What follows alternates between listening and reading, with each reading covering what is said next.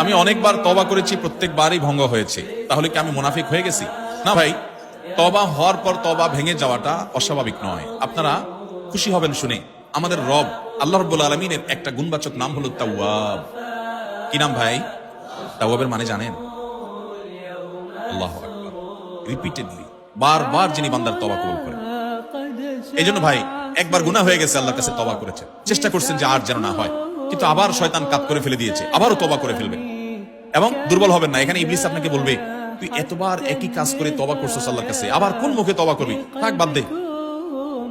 আপনার তওবা থেকে দূরে সরাবে। এটা হলো শয়তানের সবচেয়ে বড় অস্ত্র। কখনো নিরাশ হওয়া যাবে না। তওবা আগের বারের চাইতে পরের বারটা আরো স্ট্রং করবেন, যে ঠিক আছে আগের বারটা তওবা আমি দুর্বল ছিল, এটাকে আরো স্ট্রং করব, চেষ্টা করবো না ইনশাআল্লাহ। তাহলে তওবা বারবার করতে হবে, বারবার করতে হবে। ভেঙে গেলে আরো শক্ত, হার্ডলি তওবা করতে হবে, নিজের প্রতি নিজে শাসন চালাতে হবে। এভাবে ইনশাআল্লাহ সামনে আগাইতে হবে।